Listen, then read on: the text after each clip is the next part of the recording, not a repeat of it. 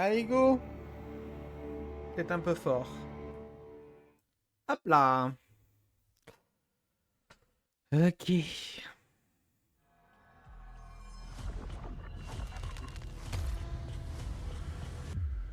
Season of the Construct has so much going on. New quest lines, new legendary items, new unique items, new mechanics, challenges, and more. In the Season of the Construct, you learn of a wondrous place beneath the sands of Kyrgyzstan, filled with untold treasure. Nearly all who seek this treasure never return. Those that do return are haunted, or worse yet, possessed. You seek out this place to put an end to whatever is lurking there.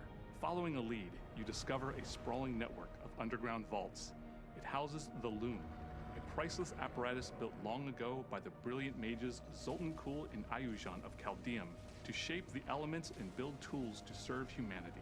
While exploring the network, you rescue Ayuzhan, only to discover that the demon Malphus has taken over the Loom to create its own private hell.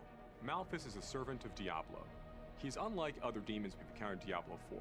He's shapeless, manipulates others, takes on forms other than his own. He has possessed one of Zoltan Kul's prized constructs. And you must work with Ayuzhan to explore the vaults, gain access to the Loom, and defeat Malphus.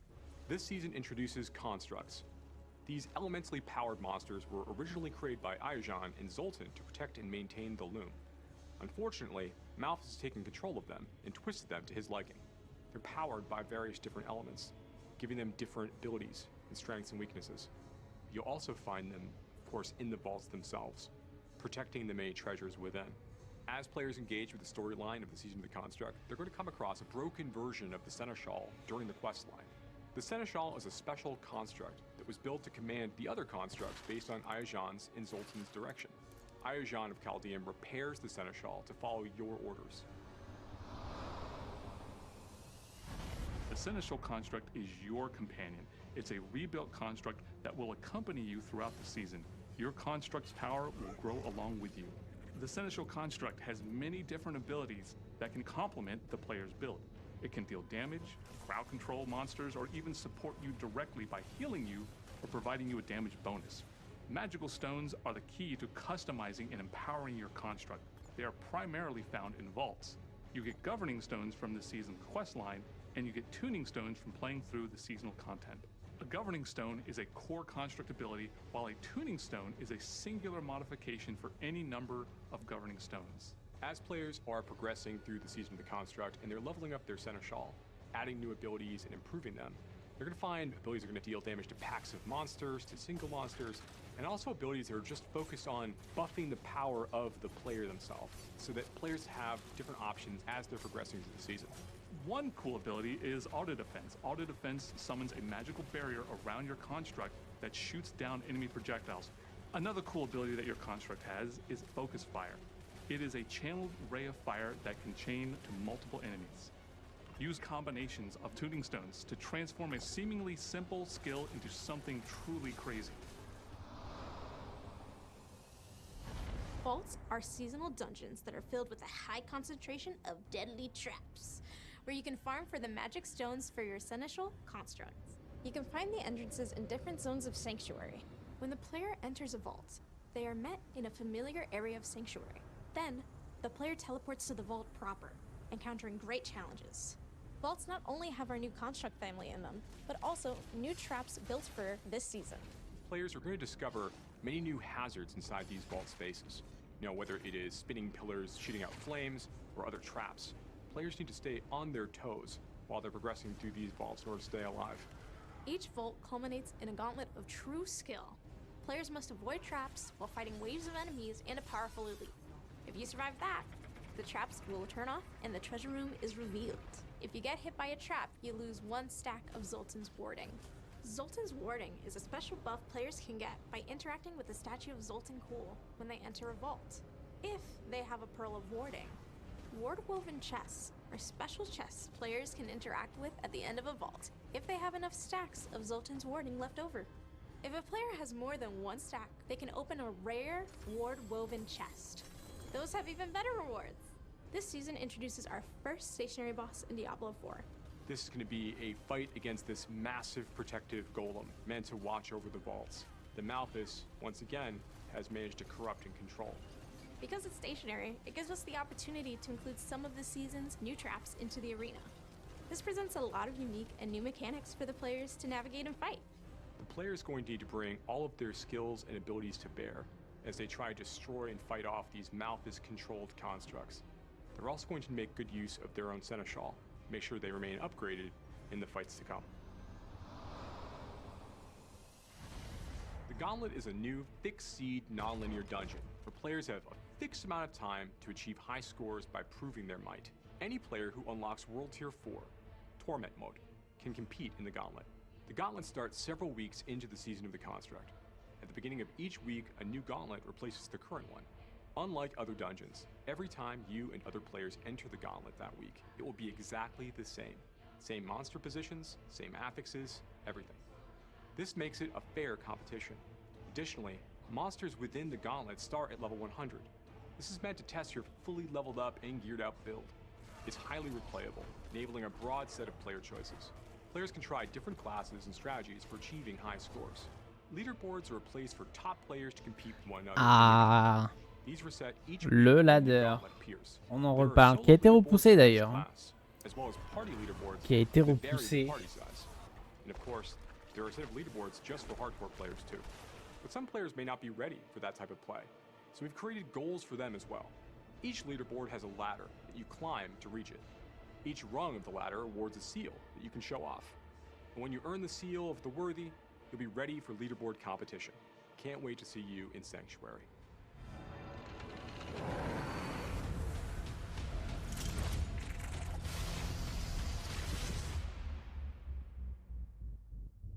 Bon, c'est une présentation de la saison, tu vois. T'avais bien compris que... Hello, Diablo community. Welcome to another Diablo IV Campfire Chat. My name is Adam Fletcher. I'm the community director here for Diablo, and I'm joined by two very, very familiar faces. Regular appearing people on Campfire Chats. I have Mr. Adam Jackson here, who's our lead class designer, and Mr. Joey P, Joe Pipora, our associate game director. He doesn't like it when I say Joey P. I don't hate it. It's just it feels like a running gag that like very few people have. Yeah. Well, Me, Tiffany Watt, our production director, Yeah, it's very big fans of Joey P. Joey P on deck. Yeah. What's up? We have a big Campfire Chat to talk about today. We have a lot of updates to talk about for Diablo IV. Of course, we have our mid-season update, which is coming up really soon. In fact, it's coming next week. So players will be able to experience the mid-season update. And along with that, a very big feature that everyone's been talking about and anticipating. I know it's been a long anticipated feature within Diablo 4, and that is the Gauntlet. So we'll be talking about the Gauntlet as well and actually showcasing it here because that does come with the mid-season update next week as well. So players will be able to jump into the Gauntlet and try it out themselves starting next Tuesday. But I know a lot of stuff has happened over Diablo 4 since the start of Season 3. Just recently, we released the 1.3.2 patch, which was the one that included a way for players who actually have a bunch of Uber Uniques and want to craft Uber Uniques. They can do that by creating resplendent sparks and then being able to craft the Uber Uniques that they specifically want if they happen to find other ones and stuff. And so, but we do have a lot of new features coming into the actual mid-season update with 1.3.3. One really popular one coming back from Season 2. I know you guys want to talk about it a little bit more right now. Yeah, so we have Vampiric Powers returning from Season 2. Yeah. So we really like being able to bring back some of the Malignant Powers from Season 1 in the form of the unique rings we have dropping from Varshan in Season 2. Now, as we're looking towards Season 3 in the mid-season patch, we're able to bring back some of the Vampiric Powers that players really seemed to like. We thought were pretty cool. And bring them back in a slightly different form. I think Adam's going to talk about in a minute. Yeah, we'll be going over all of them and which ones we brought back and what they do. You'll be able to see all of it in a little bit here. Yeah, so I think we have a kind of a slide to start talking about our Vampiric Powers. Yeah, so really we've got 6 Vampiric Powers that are really returning from the Season of Blood. They're coming back this time as legendary powers instead of uniques. So unlike the unique greens, these are going to be legendary powers, just like any other legendary power that comes in the game. And they're not all exact one-to-one copies. They're really close to matching their previous functionality and kind of what you would expect them to do. But we brought them back in a way that's kind of evergreen, that they can be sustainable. They can fit in that mix and match format of the aspect system, right? So yeah. So the ones we got here that are returning, you've got Accursed Touch, Blood Boil, Hectic, Metamorphosis, a fan favorite, Moonrise, and the Undying. You can see a few of them here being played out. Just in case if you forgot from Season 2. Yeah. Here's some of the fan favorite ones. And of course, everyone loves Metamorphosis, a huge big one. Yep. Being able to turn into bats, essentially invade through enemies. But as you mentioned, they're coming back as these legendary aspects, legendary powers. Yeah, so here we're going to show you the exact text, so you can screen cap that, figure out all the exact differences between these and what's in Season 2. Largely the same, a few differences.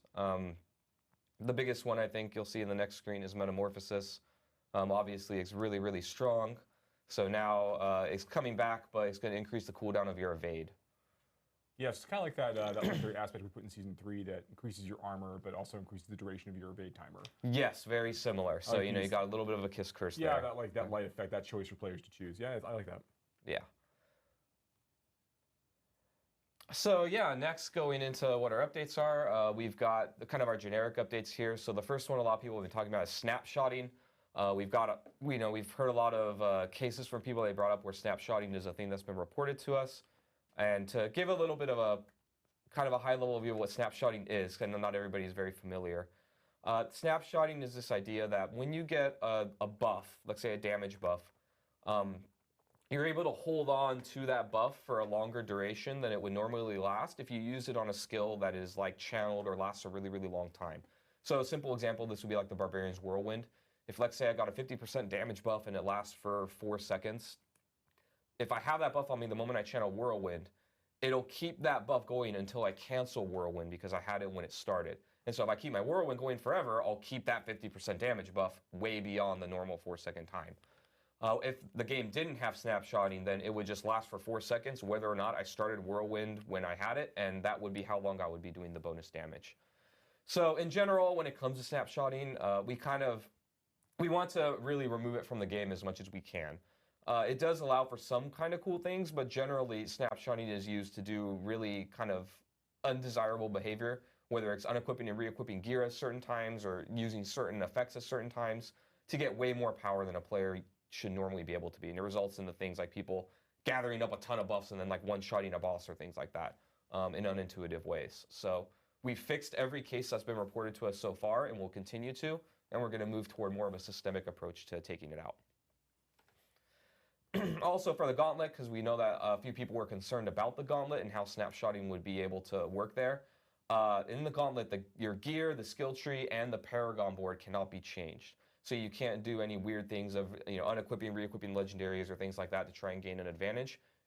What you bring into the Gauntlet is basically going to be locked. So it'll be a fair place for people to compete.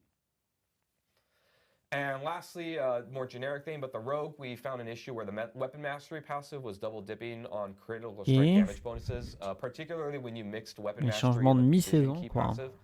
Players were able to do way more damage than was intended. So that is another bug fix that is coming in this patch.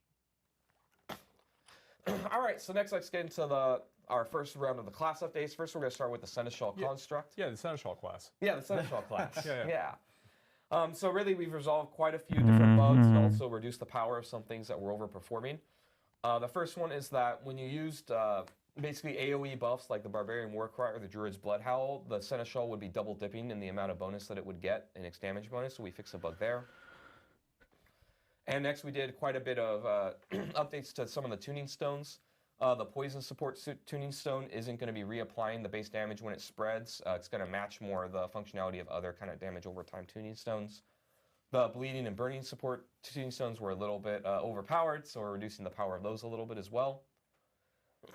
And then lastly, the Tempest Governing Stone was basically resulting in a situation where you could get unlimited damage bonuses by it constantly bouncing and getting more and more and more. And so now it's no longer going to get bonus damage and duration when it spreads. It's just going to spread and do that base amount of damage. All right, so next, let's get into the class updates. So we're going to start with the Barbarian. And again, we've got stuff for every single class. Right now, First bullet, very powerful. Very powerful. Yeah, Barbarian's pretty good right now. As many of you, I'm sure, know, the Barbarian's pretty good right now. A lot of people really like Charge, it turns out. It's a really strong skill. It's a fun skill. Probably the biggest update you're going to see here, the next bullet point, is that we're not really planning to nerf Charge in this patch. Before we had talked about kind of our bar for what we would La consider to be charge, too okay. strong in the game, where we were nerfing a mid-season patch. Charge is like right up there, and we talked a lot as a design team and made a call that we were going to keep it for the rest of the season. So we know it's really, really good. It's really, really strong. A lot of people are having a lot of fun with it. We could have gone either way on this, so we're open to feedback of what the community thinks. But now with the launch of the Gauntlet, we're going to keep it in and kind of see how it rides out. We've been seeing over time that other classes have found things that are also really, really powerful too. So we're gonna try that this season and see how it goes. But in addition to that, we've got some changes coming for Barbarian. We still get feedback that a lot of their early game is kind of tough. So we're going to be buffing up a lot of their basic skills to make the early game go a little bit smoother. And then we're also doing some buffs to some underused skills and upgrades. There's some examples here. We've got Strategic Ground Stomp. The ultimate cooldown reduction is being doubled from 1 to 2 seconds. One of the Iron Skin upgrades and the upgrade for Call of the Ancients is just getting a number increase. And Gore's Devastating Grip. So this is kind of a storied history in our game. Yeah, it was really, really good when the game launched. And now we brought it down quite a bit, and now we're increasing its power a little bit again to bring back Whirlwind builds. So the ranks of Whirlwind are going up from 1 to 2 to 2 to 3, and we're increasing the amount of the explosion damage a little bit there as well. So really, when it comes to what you look for to the Barbarian, it's really everything, because we're not nerfing Charge, but also their early game and Whirlwind builds will be a little bit better as well. And again, when we're going through all these updates for the classes, this isn't everything that is going in that we're showing you. You'll be able to see the patch notes very soon, but this is just a sneak peek of some of the things that are happening. So there is a little bit more for everything, I think, than what we're showing today. So next we got the Sorceress. So Incinerate is a skill that we know people have had kind of a hard time really getting a lot of effectiveness out of. So we're increasing basically everything across the board. The damage is going up. All of its upgrades are going up. So Incinerate players should be rejoicing. We've also got quite a few buffs to Conjuration skills coming in. So for people that like using Conjurations. And then also some buffs to really generically used, underused passives and Paragon Glyphs. So really across the board, you're just going to see some buffs to various things. So here again, for Sorc players, Incinerate and really Conjurations are the things that you have to look forward to. And next we've got the Druid, who's got quite a few powerful things coming. So similar to the Barbarian, the Druids, we've gotten feedback that they kind of, they have a really, really strong late game, but their early game getting there can be a little bit tedious to go. So we're buffing a lot of their basic skills. We gave an example here for the Druid with Wind Shear. So you can see here the Spirit generation is going up, the damage is being increased, and the Wild Wind Shear upgrade, which gives you more Spirit when you hit enemies, is also going up. So really just better resource management in the early game. And then Companion Druid. So we could pretty consistently hear from players that they really want to make a companion build really work and feel good. So we've got some damage buffs across the board for all of the companions, particularly Wolves is getting quite a bit stronger. But we've got things for Wolves, Poison Creeper, and Ravens. And then we've got some additional buffs to some underused passives.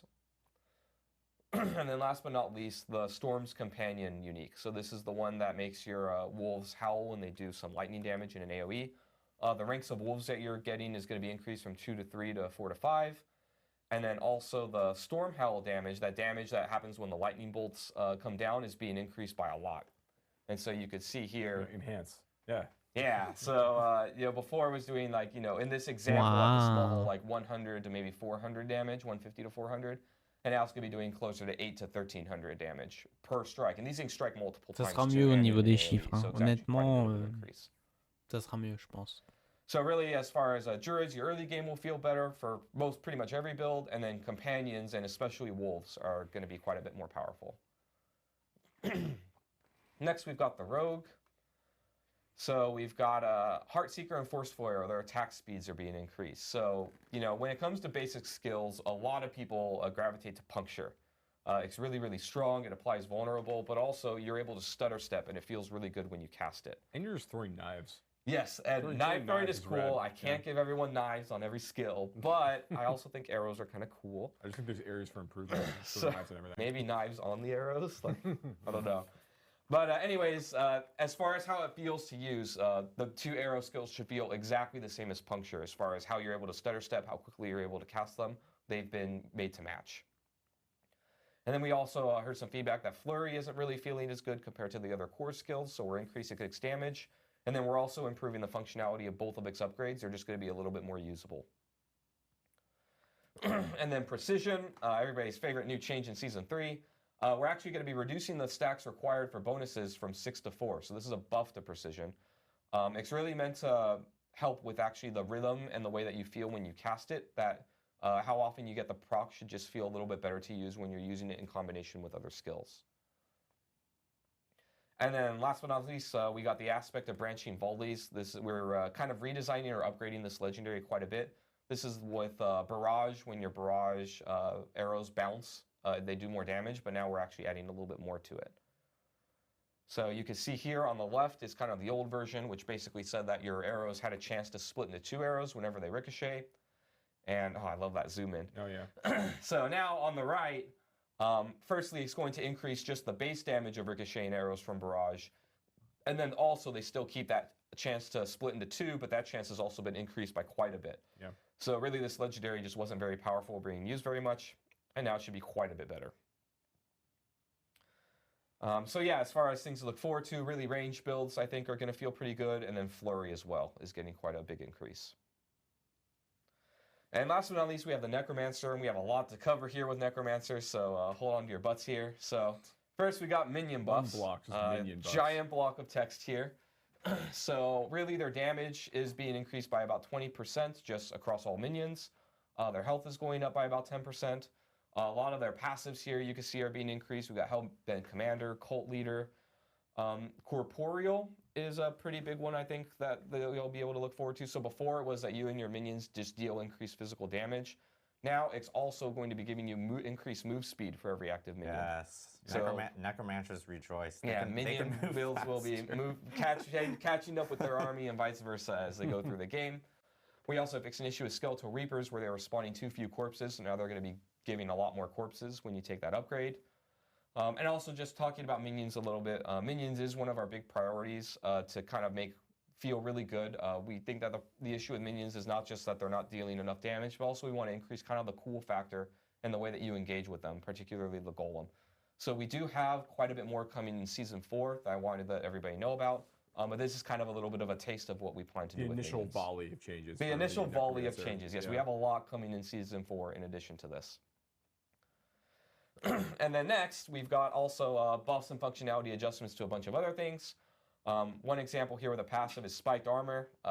It kind of makes sense that it would give you armor. So now it's also going to give you armor in addition to thorns.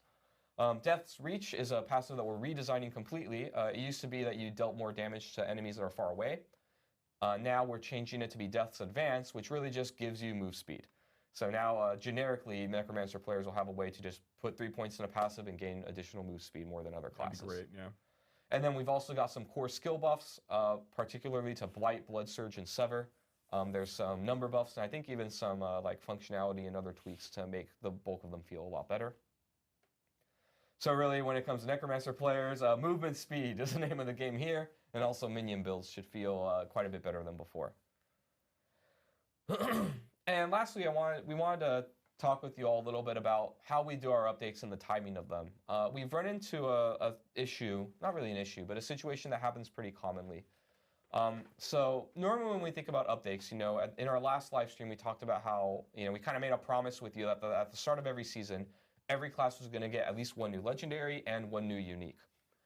And what happens sometimes is we'll have a new legendary or a new unique in the pipe, and we have a cool idea, we've made a new design for something, like I'll give an example, let's say Fireball Sorcerer, right? We have a really cool new legendary for Fireball Sorcerer that we've put in, we've play tested it, it's ready to go, but we don't have a new legendary for every other class to go with it, right? And we kind of run into this situation where we have to decide, like, is it okay to put something into the game when one class will get more than other classes, right? We tend to try and keep things mostly equal when it comes to these updates. And so we kind of wanted to hear your feedback a little bit of would you be okay and would it be cool with the community if when we have more than the equal amount of other classes of updates to do, that we just put them in when they're ready, or should we wait until everybody kind of has parity on things? The other situation where this comes up quite a bit is where like we know that a build really needs some help. Like I'll use Frozen Orb as an example, right? Where Frozen Orb, we want to make a new playstyle for Frozen Orb, and we want to add like 2 legendaries and a unique to really make this thing sing, right? Like just adding one power isn't enough to make this whole playstyle work. And so would it be okay if, you see in the patch notes in the season that Sorcerer gets, 2 uniques and 4 legendaries and everybody else just gets 1, but we've enabled this really cool thing? Or do you think it's smarter for us to just kind of wait until every class can get a cool new thing of that equivalent amount of stuff coming into the game? So, we're open to feedback here. We're going to be looking at, Reddit and forums and other places, kind of what you think. But we're kind of leaning towards just putting things in when they're ready. But we wanted to turn this into a conversation and let you, the community, kind of have your voice as well. Yeah. How you want us to put these things in. Get some feedback. We're interested in this. Yeah. So post live stream, or I know we know that the conversations will come up regarding this specific topic, and so we'll be looking around and kind of gathering community feedback on like what you guys prefer, and kind of going with that, and listening in on what you guys actually want us to do. So please chime into different conversations that you guys see related to that topic, because we'll most definitely be checking it out and paying attention. So.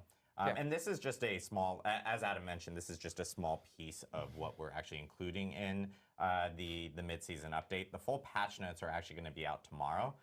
So we'll end up posting all those before the weekend, and players can check out the full entire patch notes. And of course, this mid-season update includes all the vampiric powers. It also includes Gauntlet, which we're about to showcase here. So it's a pretty beefy mid-season update. And just to remind people as well, because I know a lot of people are like, oh, well, there's a lot of changes in this mid-season update. What we talked about at the beginning of Season 3 is like the cadence of how we plan on doing these updates. We plan on doing pretty significant changes, of course, at the start of a season, because it's a brand new season, so it makes sense there. And then, we take the time to evaluate, and then we make pretty significant changes in mid-season updates as well, based off of feedback that we saw since the start of the season. And of course, once we get into a new season, things change again, and meta changes and class balance changes occur then. So players can expect to see that there. There is the rare occurrence, as like, for instance, that we'll be monitoring feedback if something does come up that is like absolutely like breaking or whatever, that we may end up making a tweak on based off of community feedback. But that is typically the cadence that we had talked about at the beginning of the season, and we just want to remind players, like, you can always expect these big moments during the beginning and the middle part of the season for itself. Correct, yeah. Awesome. So the next thing we did want to talk about is the Gauntlet. This is a long anticipated feature. It is the leaderboard feature, essentially, within Diablo 4. And we actually have a cool like showcase that we want to show you guys here. We have 3 different devs that are. We're going to show you a showcase. We're going to show you a showcase. Just this once. Showcase. But we have 3 different devs that are going to be joining us, and they're going to be running through their build specifically through the Gauntlet itself. And we are joined by 2 Diablo partners, 2 Diablo content creators, who are going to be commentating through this. This is Anna Cake Live and Macro Bioboy. Thank you guys very much for helping us out here. And our 3 devs are going to be, of course, from like here within Irvine. So they'll be playing live here within the studio. Irvine, California. Irvine, California. Yep. And so we actually have John Constable, who is on the engineering team here for Diablo 4. We have Liam Kerr, who's a associate class designer on the design team here for Diablo 4. And we have Steven Stewart, who some people may recognize as Leviathan, a former Diablo content creator, or maybe still a Diablo content creator. He's like behind the camera, I don't know, who will also be running through his build through the Gauntlet, so you guys can actually check it out. But what we do want to do is we do want to hand it off to Anna Cake Live and Macro Bioboy, who will be running us through some of this Gauntlet stuff, and then we'll come back and we'll give you guys a few little updates about Season 4 and do some Q&A. So Macro, Anna, take it away. Thank you so much, Adam. Hi, everyone. I am Anna Cake Live, and I'm incredibly happy to be here today. And together with my friend Macro, I'm happy to first time see and comment on showcase of the Gauntlet. Hi, everybody. I'm Macro Bioboy. I'm your friendly neighborhood necromancer. Yeah, Anna, this is wildly exciting. It's so great that the players finally get to get their eyes on what we're going to be expecting coming out next week. We have the Gauntlet Showcase, 3 amazing developers. These people, they're going to show you all the stops, and we're going to be able to help to kind of bridge the gap, bring you some of that information about the mechanics that are going on, what you're actually seeing, and what you can expect as well. So it looks like First off, and I'm already incredibly excited for this because you know I'm a Necro boy here, we're going to be showcasing Liam Kerr on the Bone Spear Necromancer. This is like the build I'm the most excited for, and it looks like we're actually all set to hop right in. So let's go ahead and give him a second to hop into the gameplay here. Here we go.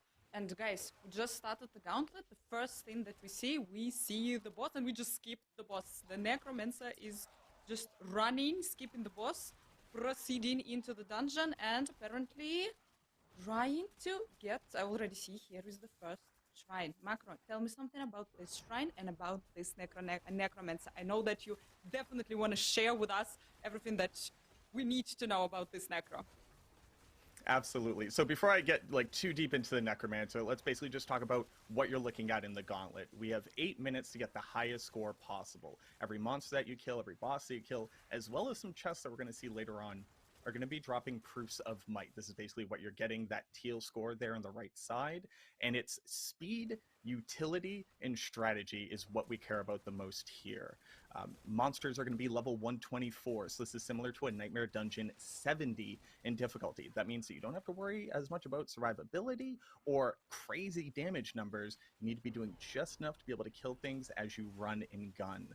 Specifically to your question about the pillars that we're seeing here, these unique shrines in the gauntlet itself, we have 2 new additions to the game. One is going to be a shrine that's going to respawn all of the monsters in the dungeon. That's right, it's not just about getting through the dungeon as fast as possible, it's about getting through it multiple times over. Secondly, we have another shrine which is actually going to increase how much score you get whenever you complete any of those objectives that I just saw. And then right there, we actually have the return of normal shrines as well. These are going to be dropping off the bosses. Anna, what can you tell us more about these shrines and what people need to worry about strategizing with them? Oh yeah, that's the whole, this gauntlet, it's all about the strategy. The shrines gonna be always the same, they're gonna appear in the same places. And the shrines that gonna be dropping from the bosses, that also will be the same. Then you need to plan your trip through the gauntlet. Are you gonna kill the boss? Are you planning to use those shrines? When are you planning to use those shrines? Once again, the shrines, the special shrines from this gauntlet, they will be either resetting all the monsters in the dungeon, and here we see our Necromancer just killed the boss first time, resetted this boss, and he's going back and killing him again and getting a lot of proofs of might, increasing his score. By the way, Necromancer current score is already 58k. We are going not bad. We are progressing further into the dungeon. The map will always stay the same in this dungeon. It will stay the same for a week, so you can plan your path. You can always choose your way how you will be progressing in this dungeon. And here we see the second shrine, the second pylon our Necromancer touched. So to talk a little bit more about the Bone Spear Necromancer, because you know I could go on and on and on about this build, I think this is basically going to be everybody's first attempt at what the best meta approach to this content is. Bone Spear has a lot of great mobility as well as ability to spread damage across the battlefield. So whether you're running past monsters and gunning back behind you, kind of training monsters along, players of Diablo 3 would have seen similar strategies in Greater Rifts, kind of bringing all of your monsters together before you waste any time actually killing them. But whether or not you're just like front loading all of your damage and blasting through bosses so that you have that shrine moving forward. Like here we have the Blast Wave Shrine, right? This basically means that the Necromancer will be able to kill as they run, not worrying about having to spend any animation time actually casting their spells themselves. And I think that this is something that people are going to want to really tune into. Not only is the gauntlet the same every single week, so literally every monster is going to be in the exact same place. Every time that you kill a monster that drops one of the keys, those are going to be in the exact same place too. So like I said before, it's not just about doing a lot of damage, being very fast. It's about picking every single time you spend any time at all, casting a skill, doing damage, or moving. And I definitely think that Bone Spear Necromancer is uniquely positioned in this way to be able to keep that constant momentum in damage output. Your Necromancer is doing absolutely stunning, really good. Current score we have 141k. We are going absolutely not bad. And guys, you can see in the corner there are the keys. We don't have yet any keys, but hopefully we're gonna get them soon. You probably also saw that in this dungeon there are special chests, white chests, and a little bit later I think we're gonna see also yellow chests. The chests, obviously, they have a lot of proof of mights. They're helping you to increase your total score. To get the keys, you need to kill some special monsters.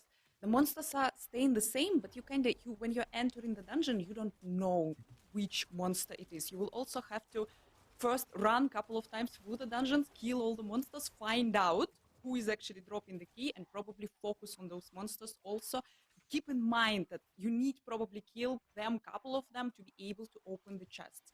By the way, we went right back to the beginning of the dungeon, and probably our necromancer now decided to finish our first boss, our Tom Lord, that is waiting here. We have It's really 2 important minutes, to 30 seconds left. 30 seconds left. It's really important to recognize that too. So the Tomb Lord is a boss that is notorious for moving. And if you're a boss that moves, you're basically the antithesis of a Bone Spare Necro. It wants to keep you in a very specific place. So maybe it's not kill every single pack of monsters. Maybe it's not whittle down every single boss as you go. Since you know where the ones that are going to be the easiest for you to take out, you can make that part of your overall strategy. And running through these sections again and again, getting as much score as possible. Probably the best part about all of this, and it's something that like you might not have picked up on immediately, you notice that every single time you kill a monster, like we just saw there, the score automatically flies into you. So this isn't like running a normal dungeon where you have to go back and pick up those 2 veiled crystals that you happen to notice drop. Your only concern is running through this at breakneck speed, killing demons as you go. And the automatic pickup of score, the ability to know exactly where everything is, having that map fully explored, and then eventually memorizing it as the week goes on, means that players are going to continue to get higher and higher scores as we optimize our builds and as we bring better strategies and better timing, better routes through this. It really calls back to my speedrunning history in Diablo 2 and a little bit in Diablo 4, where every one of these little decisions that you're making could be the difference between ranking top 1 on the leaderboards or just barely cracking through to that top 1,000. But we're honestly seeing a really great showing from the Necromancer here. We have 1 minute left. We've just about cracked 200,000 score. This is actually pretty impressive for this build. I think that Liam's doing a fantastic job showcasing what I think most Necro players' first experience is going to be walking into this content. Oh, I can hear that you're proud for your necromancer. And guys, we just entered the room. Guys, you saw that there were a lot of chests, but still don't have the keys. A necromancer needs to go through the dungeon, search for the keys, probably search for the shrines, probably reset. The winning strategy here would be resetting the monsters once again, and probably you cannot open the chest, but you will be able to kill a lot of monsters and also increase the total amount, your current score. We are almost reaching 200k, really close, and we have 10 seconds left. Looks good. Oh, Looks really, really good for our necromancer. Come on, Let's see, Necro. guys, Get over 200k. Oh, and this is one of the issues that you run into. You know, if you've already cleared out that part of the dungeon, going back through it and kill, you know, there's no more monsters for you to kill. But a great showing from the Necromancer. And can you tell me a little bit more about the screen that we're looking at right here? We are looking on our total results screen. You can see here your total score. You can see here the amount of monsters that you killed, all the elite monsters that you killed, and all the bosses that you defeated, all the information. And you also can see the information about what you reached, which seal you reached. And our necromancer, yep, Macro was absolutely right here. Our necromancer was showing insanely good gameplay, seal of the worthy. This is the highest seal that you can reach as a player. Tell us more about the seals, what you can say. I know that there are 4 of them. How are they going to work? So you start all the way down from Seal of the Blooded and then all the way up to Seal of the Worthy. What this basically means is that just running through the gauntlet at all is going to get you that first seal, but you're going to have to crack through higher and higher amounts of total score to rank up to the highest seal.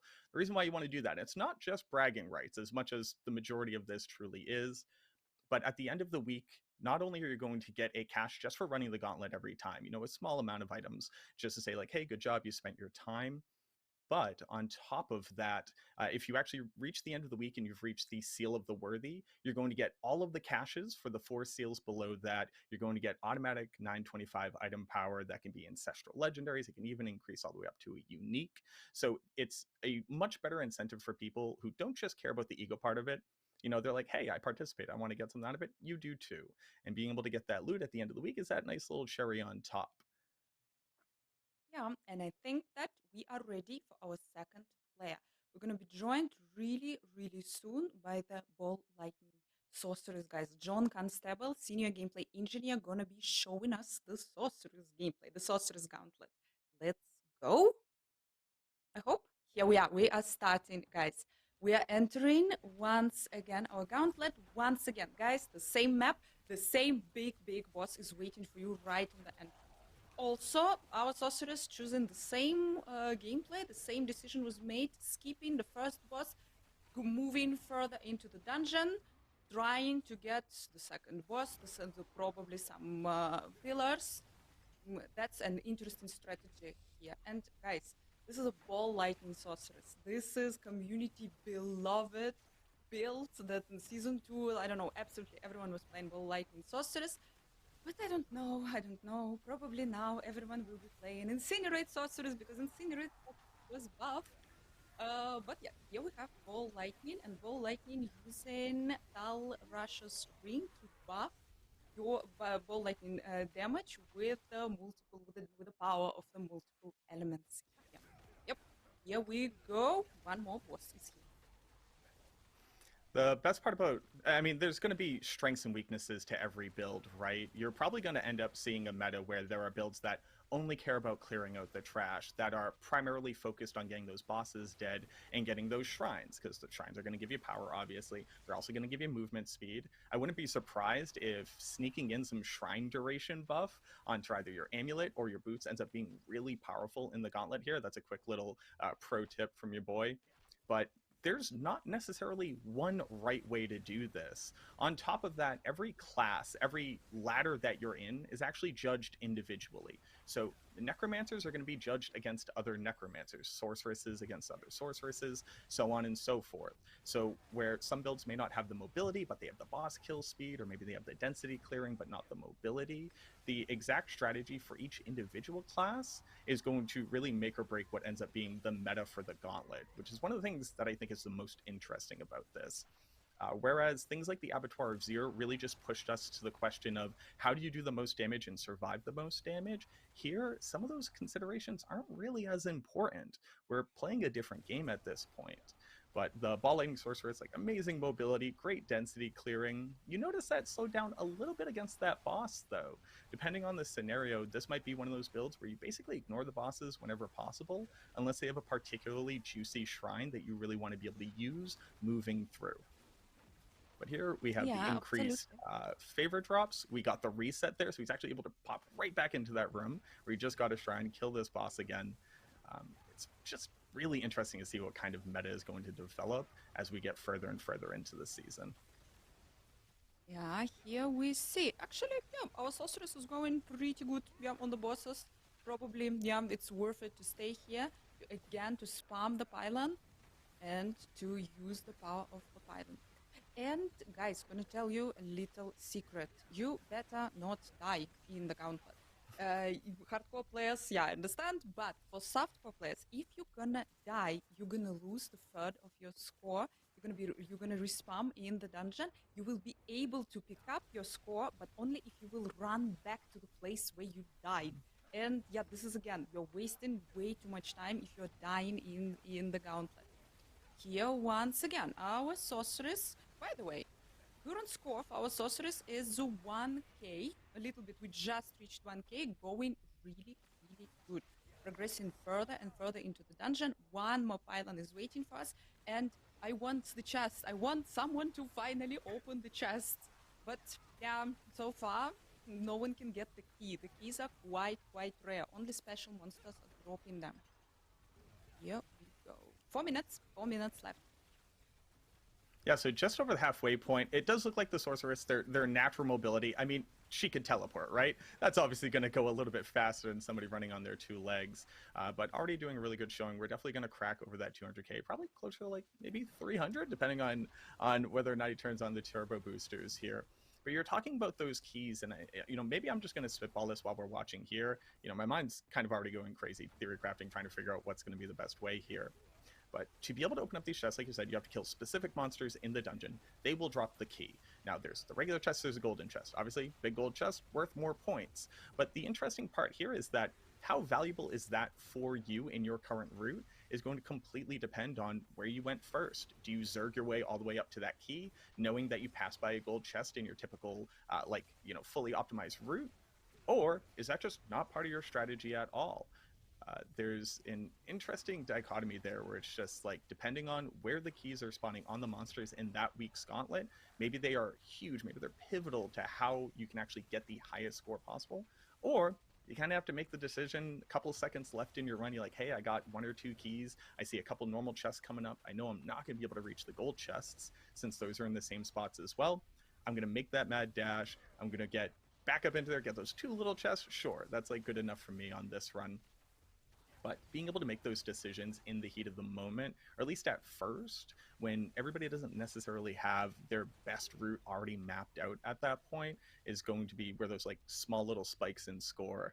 I'm really, really excited to see the leaderboard as it develops. Obviously, you're going to be able to see the actual builds that people are bringing into the gauntlet on that same leaderboard, but you're not necessarily going to know how they ran through it, how they prioritize killing bosses versus the elites, etc. So there's still going to be a little bit of mystery, but at the very least, you'll be able to copy the build if you can at least see the gear that they have. I think there's going to be a lot of mystery. Actually, how we see it right now, it's really a lot about your strategy and not that much. Yeah, your build obviously will be super important. How quick are you? How quick you can kill the big groups of monsters? How quick you can kill the bosses? But your strategy, I think this will be the key. Your path through this dungeon, this will be deciding.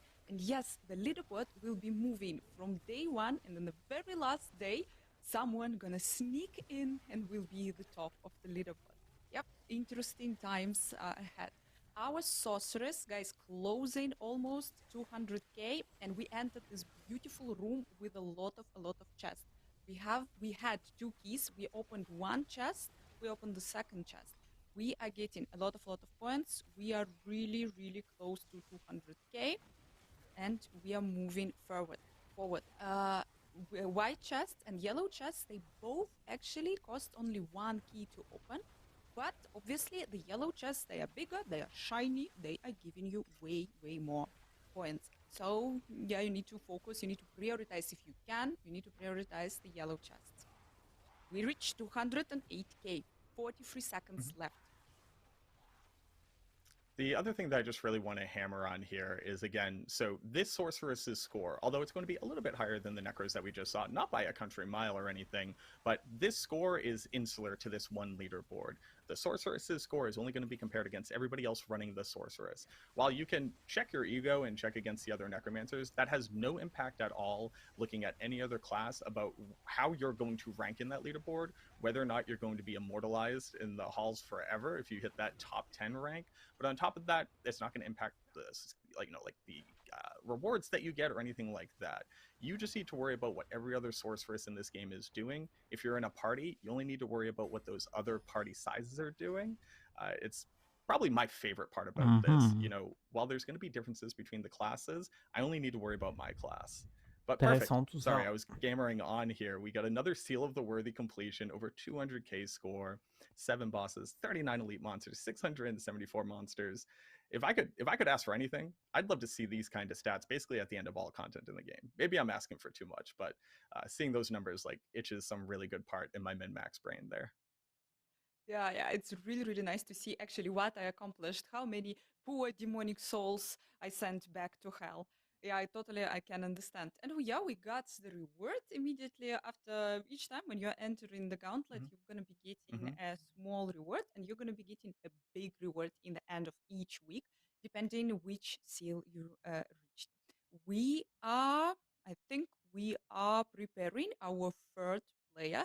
We're preparing Leviathan. He's almost ready. He's going to be joining us with a barbarian, with a Hota charge barb. I know everyone want to see it. So he's going to be crushing it really, really soon. Yeah, Charge guys? Hota barb. That is like, that's going to be season 3. Season 3 is going to be Charge Hota barb. We could just put that up on a banner somewhere. We could take down the construct symbol and just put Charge Hota smashing through the game. No, but Leviathan is an absolute legend from the community. Fun fact about Leviathan, we actually lived in the same city for like a grip, and we just never got the chance to actually sync up. But just like you, were able to meet him at BlizzCon. He's a phenomenal dude. Shoutouts to Leviathan. But it looks like we're actually ready. So let's go ahead and hop into it. Yep, Enough sharing, we're going. anecdotal stories. Let's see this Hoda Barb. Big boy, big Ah, avec sword. le Let's see. barbare. Let's see. Ok. Yep, he You know, is not just doing skipping the Hoda Barb post-boss. things. No, he decided that Yep, 15 easy. million overpower was the way he wanted to approach this scenario. Oof. But the charge Hoda Barb, so this is, I think this is kind of like the apex predator of this type of content. We are working with a mobility skill in charge that's also going to be able to clear the trash for you. You have giant Hoda smashes so you can bring down bosses quickly, as long as he has all of his buffs going up. And basically being able to meld these two concepts together is what every class build strategy is ultimately going to have to look for. You know, maybe you're running double mobility aspects, both one on your boots and one on your amulet, as opposed to worrying about putting another damage aspect there. Because again, remember, these monsters are only level 124. It means that they're 30 levels lower than any tier 100 content you're doing. And I figured this guy was about to get two-shot, but he's giving up a little bit more of a fight here. Let's see. There we go, Leviathan. GG. Big channeling shrine, more mobility, not worrying about resource. This is what we're looking for in Gauntlet content. This power. Jeez. All right, calm down. We need something to be able to talk about here, Leviathan, my boy. No, he's absolutely smashing, he's absolutely destroying, but like this, if you're not gonna plan, you're gonna soon run out of the monsters. You need to focus on where actually the shrines that are resummoning the monsters are. And yeah, hopefully he has the plan. Yep, he's absolutely flying through this dungeon, picking up everything. His score already 64k. Quite insane. And yeah, I believe in our Leviathan. Leviathan, by the way, he was one of the best demon hunters that there is in Diablo 3 back in the days. And now, and absolutely understandable why he's smashing also on this barbarian here. And what is also really, really cool, that you need to obviously memorize the map. You need to memorize where all the monsters are. You need to memorize where the shrines are.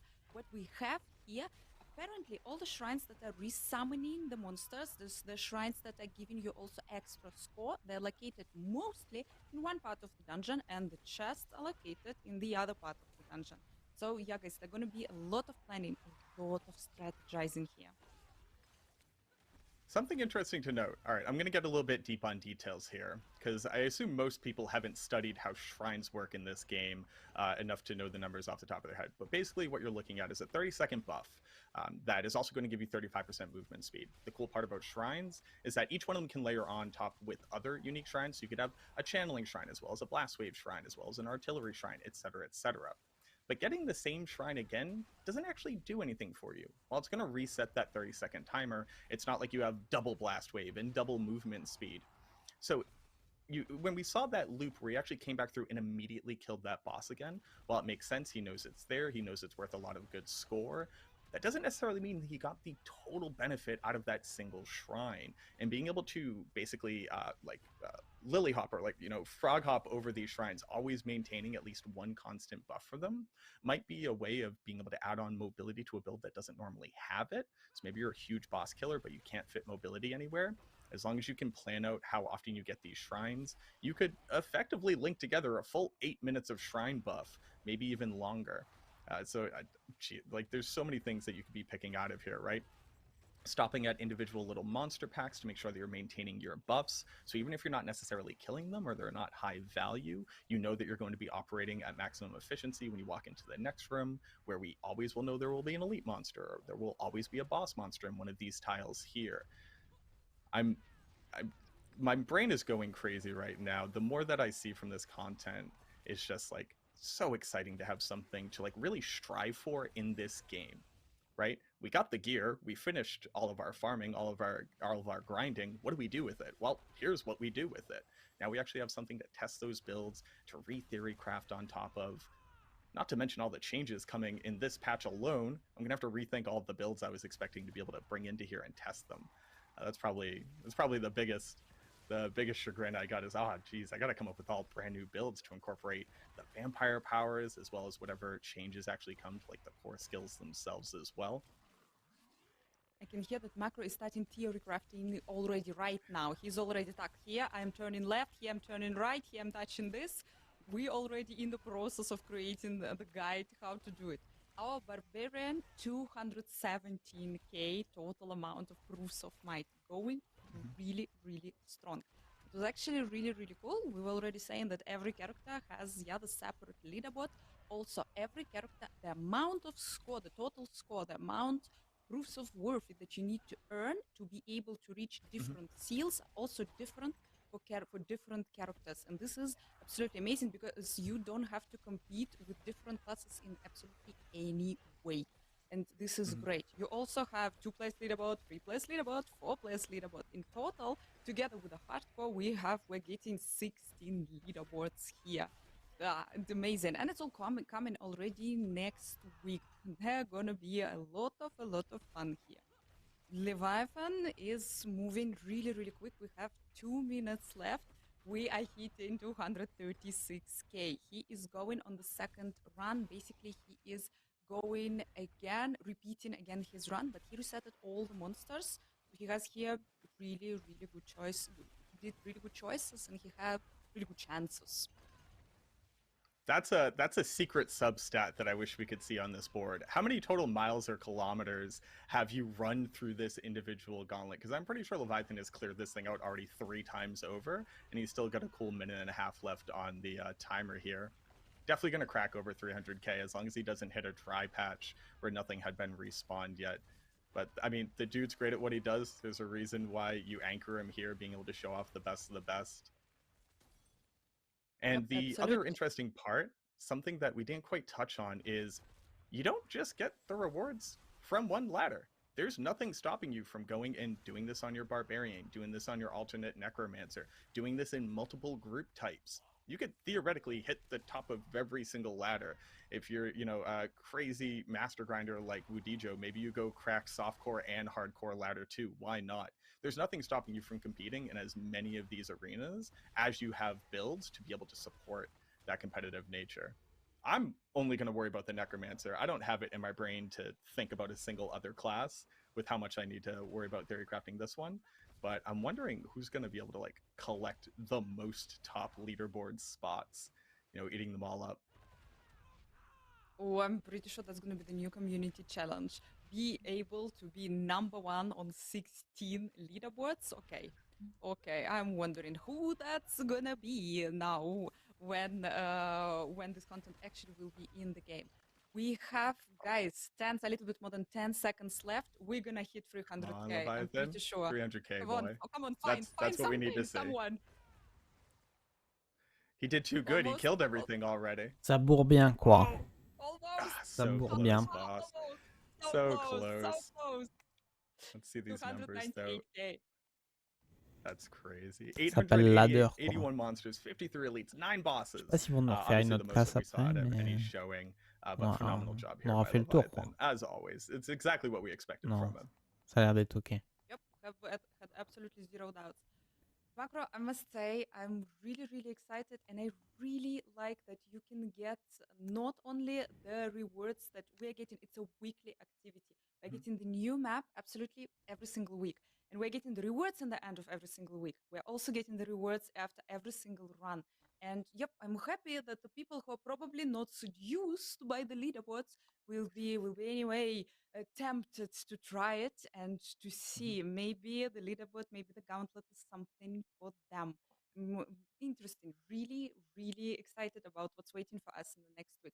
What are you excited about the gauntlet content? I mean, if I had to pick just one thing, it really comes down to this idea of developing a strategy over a week. We realize, right, as content creators, as streamers, we have a bit of privilege here. The funny part being that everybody is going to be able to watch your strategies. If you're making videos about it, if you're going over strategies, discussing it, basically it's out there. It's open for people to be able to see. So being able to come up with these, maybe a little secret strategy, maybe you save it till just the last couple days and you actually finally test it out. That's probably what's going to be the most exciting for me. It's just this idea of it's not just about damage. It's not just about stats on your gear. It's how good of a plan can you actually create, and how well can you execute on it. which like truly tests the player's skill in a way that the other content in the game just currently doesn't offer. But I think that's just going to go ahead and do it for us. This has been such a pleasure, Anna. Thank you very much for sharing this with me. I hope that everybody really enjoyed what they saw here. I actually hope so too. And yeah, macro theory crafter here, absolutely. Had zero doubts that you're gonna say this. Guys, it was an incredible pleasure to be here. I am Yop, was really, really happy to comment on our first gauntlet. I'm Anna Cake Live. I don't know, follow, like, and subscribe. And we Macro, you wanna say something? You wanna add something? Yeah. And again, my name is Macrobioboy. Macrobioboy on everything. If you care, see me go try to smash the Necker through this gauntlet. Thank you again to everybody. It was an absolute honor here. I think we're going to go ahead and throw it back to Adam and everybody in the studio. Hope that everybody enjoyed seeing the gauntlet, and I can't wait to see you all out there next week.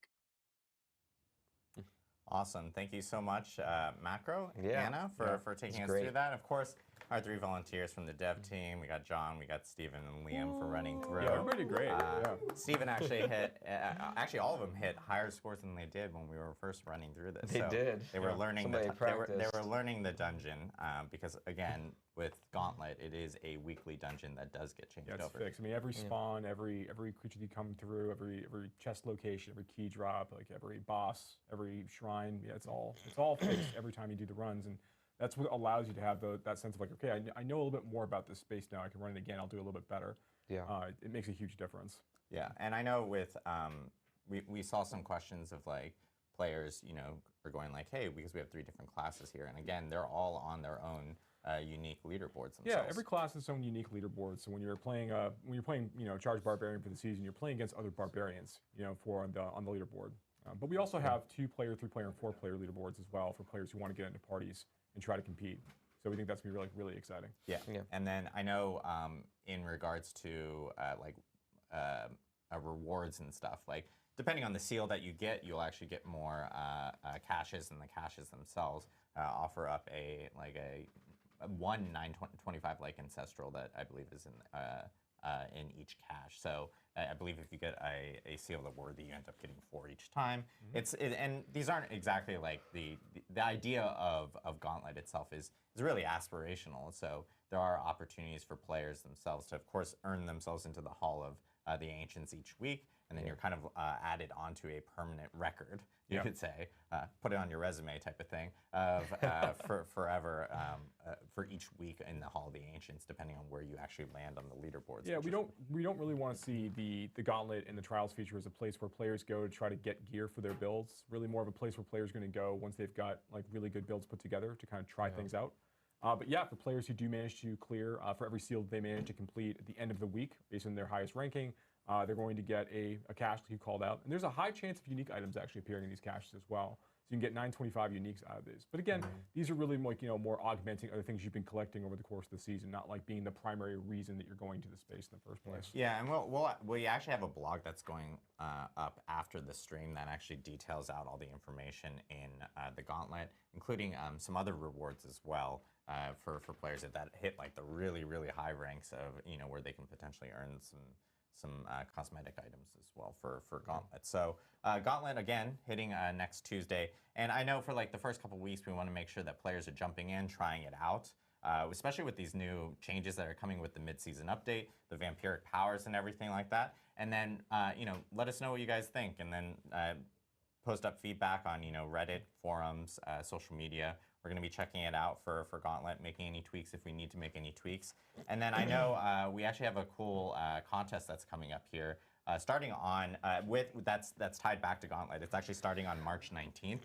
We're calling it Leaderboard Legends. But the top players in each of the leaderboards, and there are again leaderboards for all the different classes, for all solo, and at the same time for hardcore as well. So if you play in hardcore and if you die in a Gauntlet, your character's gone. It is hardcore for that reason. So, but we will have opportunities for players to actually earn an exclusive art print from an artist named Mika Ulrich. He's a huge Diablo fan.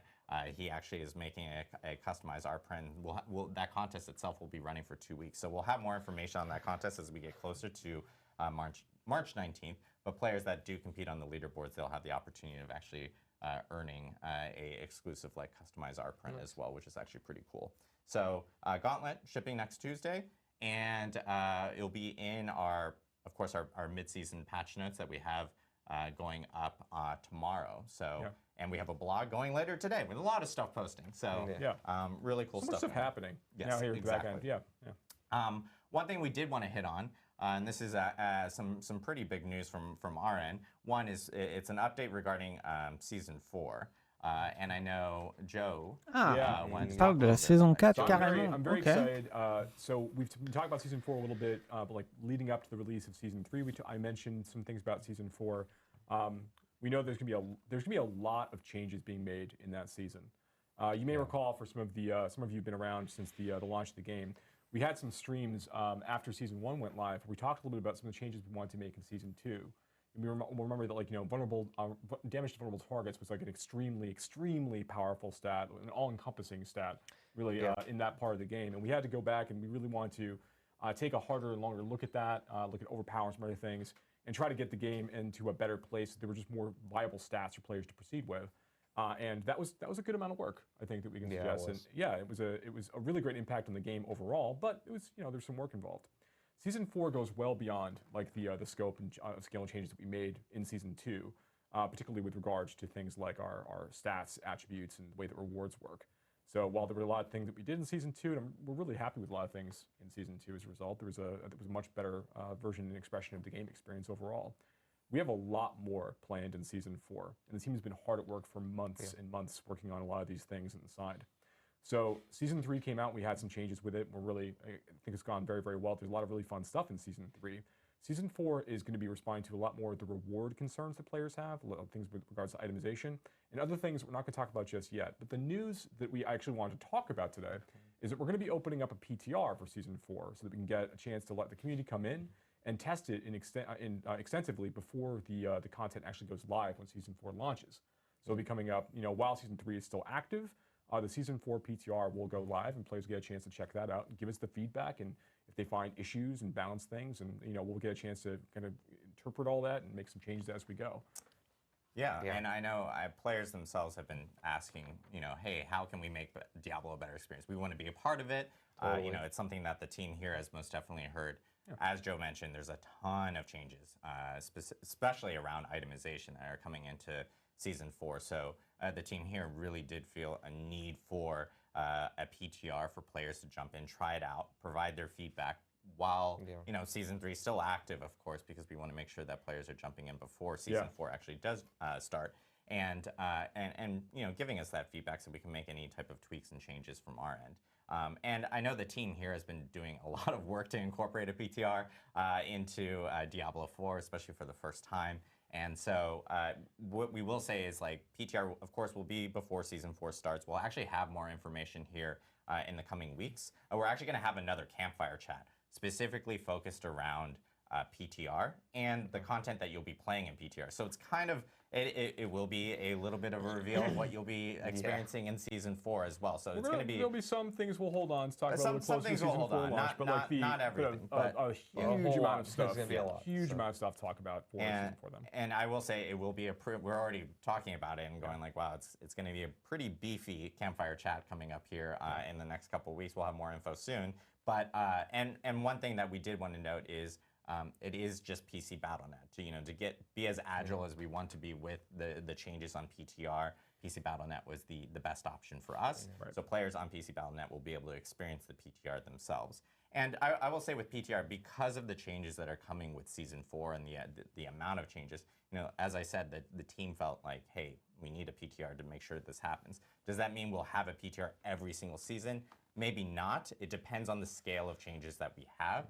But for Season 4, we most definitely plan on having a PTR. And so we'll have news on that really soon. So we're really excited that players can jump in, provide feedback. I know it's a long-awaited thing that people have been going like, oh, we would love to be able to jump in and provide some feedback. Yeah, absolutely. I've been playing Season 4 internally for weeks at this point, leveling up character from 1 to 100, and it's a blast. I'm really looking forward to getting more feedback and thoughts, just getting more eyeballs on some of the stuff that we have planned. It's going to be very, very cool. Yeah.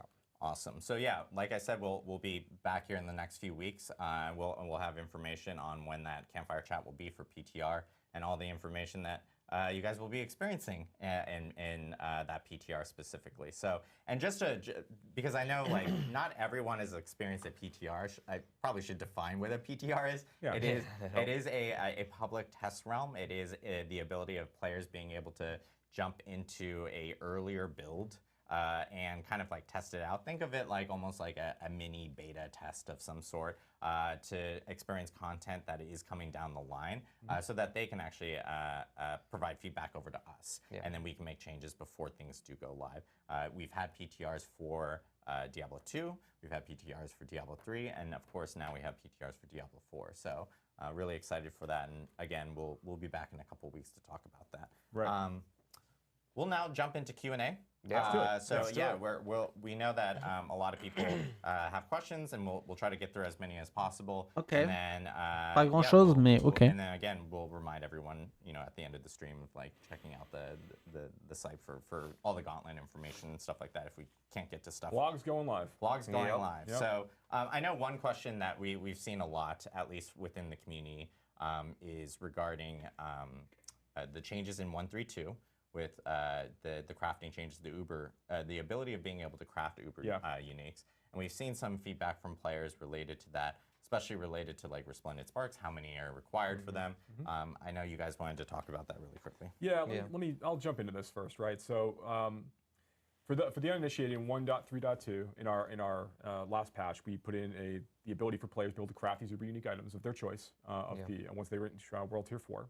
And they require Resplendent Sparks to do so. And you get Resplendent Sparks by finding another Uber unique, which are very rare, salvage them, and then that gives you the one material that you need. Now, at launch, you need 5 Resplendent Sparks in order to craft one of these Uber uniques. In the next patch, where this is going to be where the Gauntlet's going live and the trial system is going live, we're going to be reducing that from 5 to 4. Now, why we choose these numbers? So alongside those changes that we made as part of that last release, we also dramatically increased the drop rate of Uber uniques from non-Duriel sources. So while Duriel gives you a fairly steady drop rate chance, still low, obviously, it's hard to find Uber unique items in general. They're very rare and very powerful. It was exceptionally rare, as I think most players would understand, to find Uber uniques outside of the encounter of Uber Duriel, which is one of the reasons why Uber Duriel is so popular. We did dramatically increase that drop rate chance. It's still very rare, right? So you're not going to be seeing it all the time, but we are seeing a dramatic uptick in the number of Uber uniques that are dropping throughout the game as a result of this. So why go from, if we heard some of the concerns about the number 5, why would we go from just a 20% reduction to 4? So we are seeing more of these Uber uniques dropping across the board, as I suggested. And this is sort of us beginning to get a sense of how players are interacting with these features as we start looking towards Season 4. So in terms of like the number of Uber uniques that are dropping, the way that players are engaging with various parts of the game overall to like farm up these items, we're seeing some changes in patterns, which is really cool. We just want to let things evolve a little bit and see how things proceed. And as we kind of get into Season 4, we'll be looking at making potentially further adjustments based upon reception and how we see the numbers actually doing. Yeah. We still want Uber uniques to remain in a spot where they are very aspirational. They're not expected for every build to have them in order for them to come online and feel fun. Obviously, players really want them. You want them for your characters. They're really potent. But they shouldn't be the thing that is enabling you to really do something fun with your class. It's an extra layer on top of your class once you've managed to get one. Awesome. Question that we have here is, are we getting any endgame content in season? I'm sorry, I was supposed to read the name. Oh God, hey, you don't put your names; it doesn't count. Jucklax asks. Jucklax? Jucklax. Or Juck with a J. Juck with the J. I'm sure everyone's really happy that we're spending all this time on this. Very important. Are we getting any endgame content in season 4? So I'm not allowed to talk about season 4 today, but I would recommend that you definitely check out the PTR stream when we start talking about a lot of the content players are going to get a chance to test as part of that PTR release, because there is a lot of stuff that's going to be happening, particularly for endgame players. There we go. There's a question regarding Wink. Gauntlet. Wink. I said it, so that's, So, congratulations. We have a question from Globusnus. That was, why is the level difficulty only Nightmare 70 for the Gauntlet? Yes. So we wanted to make sure that Gauntlet content felt something players could start trying to dig into immediately upon entering World Tier 4. Why did we do this?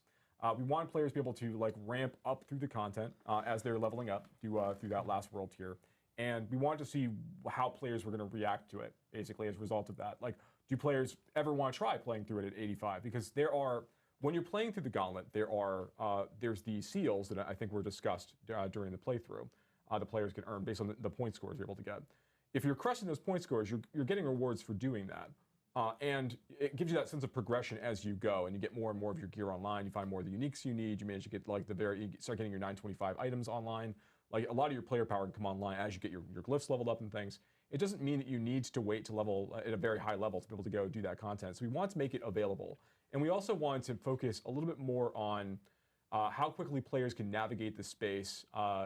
Use shrines to the best effect, reset creature spawns, fight bosses, spawn bosses. We want to focus more on the strategy element of it rather than the sense that monsters had much higher hit point values and dealt much more damage as part of the run. We weren't looking to like recreate like the AOZ moment, for example, as part of the space. We want this to be a little bit faster, a little bit more approachable for players of different like gear scores effectively when they start getting and build power parity when they start getting to the space. Having like a fully tricked out build is going to still be very, very useful because it allows you to blast a lot faster. Yeah, and also I'd like just to double down, like the purpose of the Gauntlet it's not meant to be really, really hard to get through at all, where like if you just finish it, that's an accomplishment, right? Like AOZ was more that realm, like can you beat it? Yeah. And that's not what the Gauntlet is. The Gauntlet is about how quickly can you beat it, how do you optimize, how do you strategize, how do you change your route? It's a different thing that we're testing for players. It's not just about defeating it at all. It's about the point score. Yes. Speaking of AOZ, Sparky Quark 7 asks, any AOZ content coming soon? I just really recommend, again, check out, just really look at like, that stream. There's a lot of stuff happening in the stream. PTR stream. I just really recommend just get a chance to check out that stream. I would recommend it. I'm going to answer this really quickly because Shark Cohen asked, is the P and PTR public or private? It is public. So if you are a PC Battle.net user, you'll be able to actually jump into the PTR. We'll have instructions and everything of how to do that once we have the PTR up and we have the stream and everything like that for players. Is PTR free from Midwest Bob? Yes, it is. Is there an NDA? No, there's not an NDA. Can you stream it? Of course you can. So yes, we'll have more information on that again with the PTR. Yeah, I know there's a lot of PTR questions. I just want to make really clear, like it is free as long as you are a person who owns Diablo 4 on Battle.net. Correct. Yes, So yes, correct. Yes. It's if you're already an owner of Diablo 4 on Battle.net. Good clarification. Fonz asks, Adam, will you be able to see a breakdown of individual score relative to the other people in your party in the Gauntlet? Actually, that's a good question. If you can go to the leaderboard and actually inspect players, because I haven't done that myself on the build. So yeah, right now it's party score, so it's totaling up the value of your whole team. Person, yeah, got it.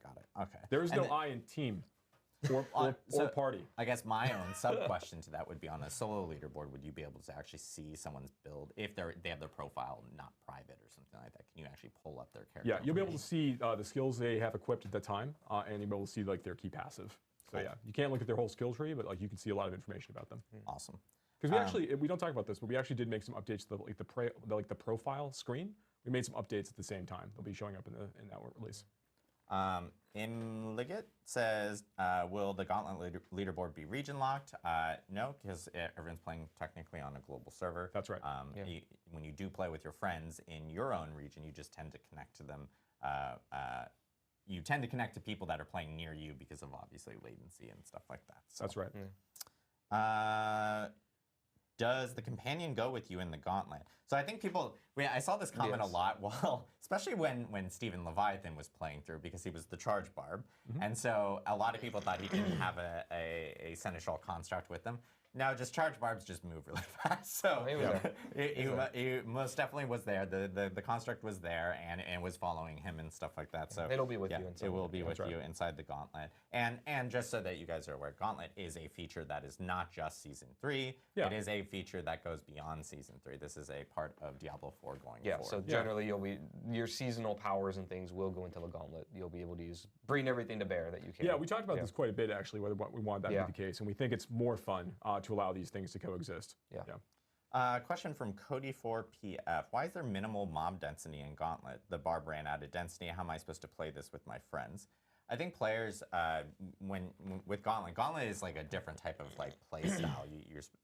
Players will most definitely have. You'll learn the dungeon throughout that week.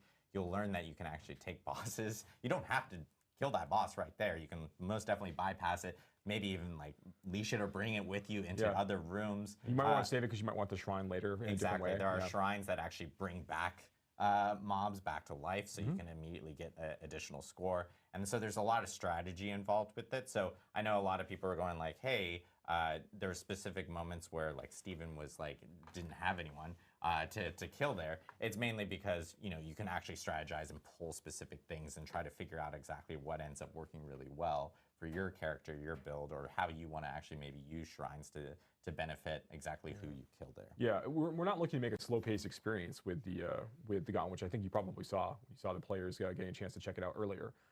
But we're also not trying to maximize density in the same way that we would in like Nightmare Dungeons or Helltide areas.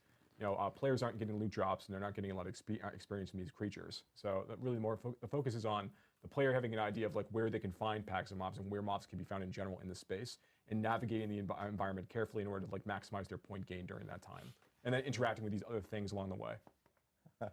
Why are you smiling? It's just, I have a question from someone in here, but they have the most hilarious username. I look forward to this.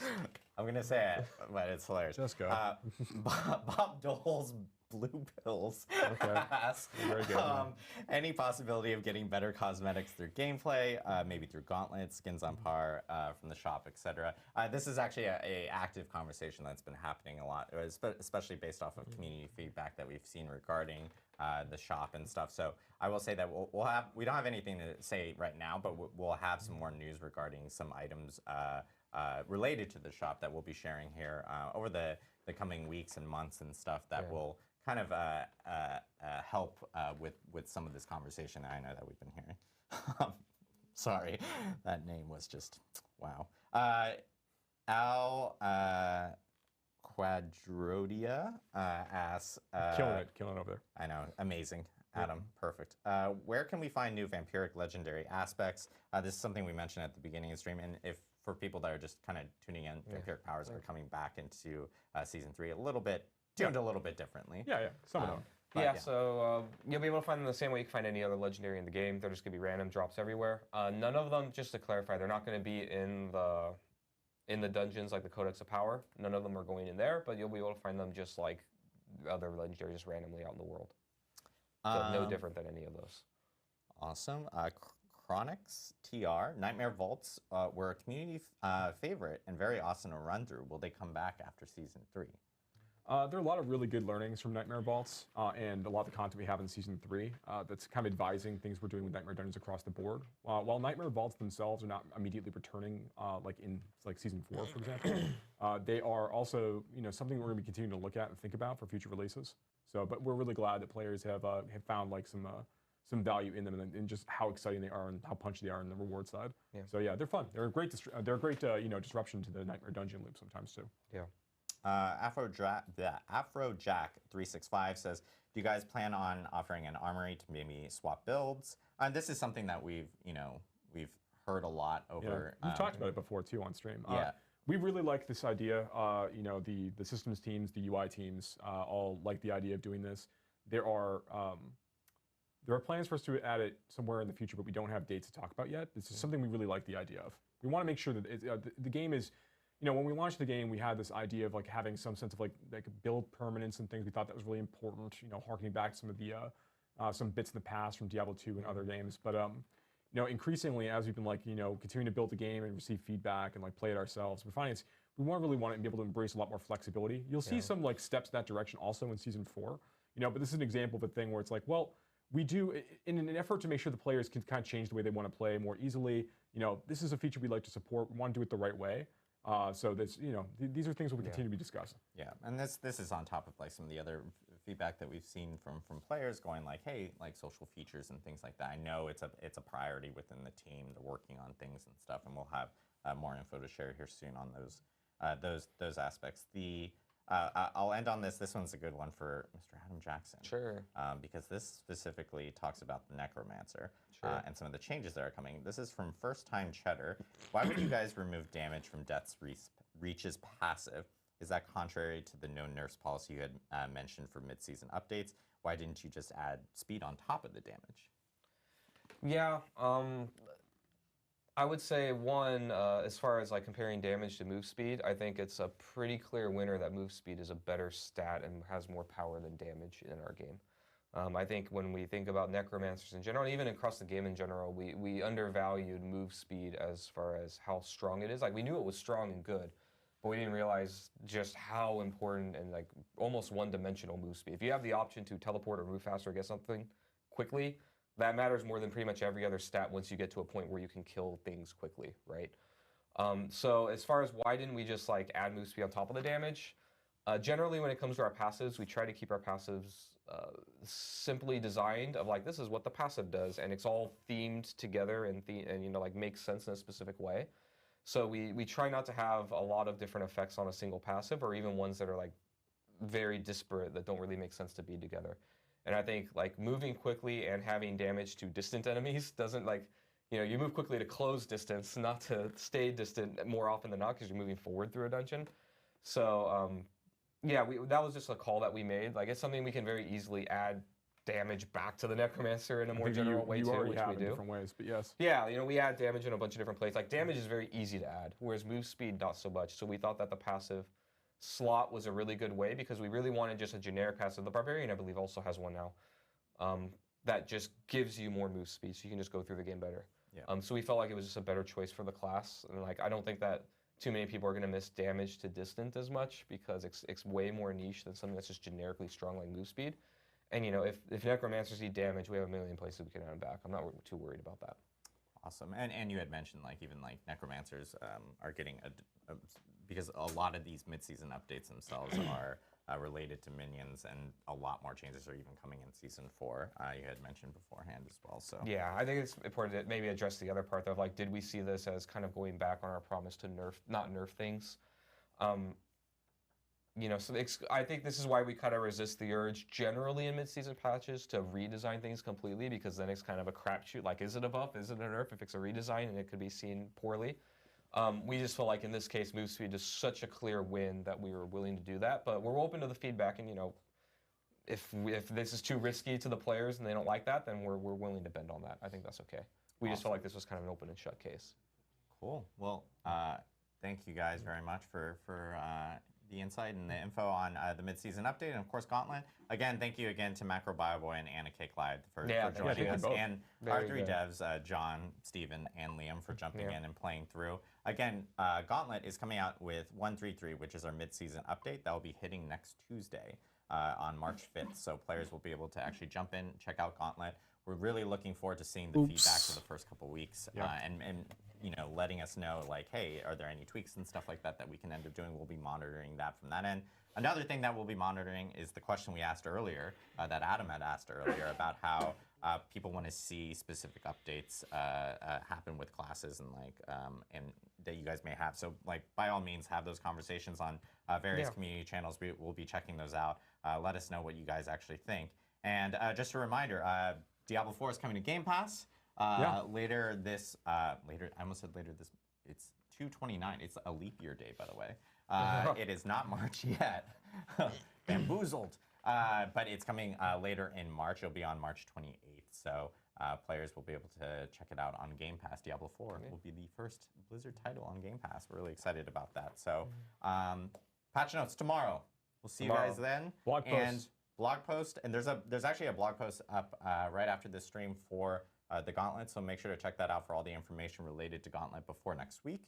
And of course, we will be back in a couple weeks to talk about that beefy campfire chat related to PTR and Season 4. So looking forward to it. Yeah, stay tuned. Yeah. Yes. Thank you guys very much. We hope you have a wonderful weekend, and we'll see you tomorrow to check out all the patch notes. So yeah. Thank you. Thank you. Parfait. Parfait, parfait, parfait, parfait, parfait.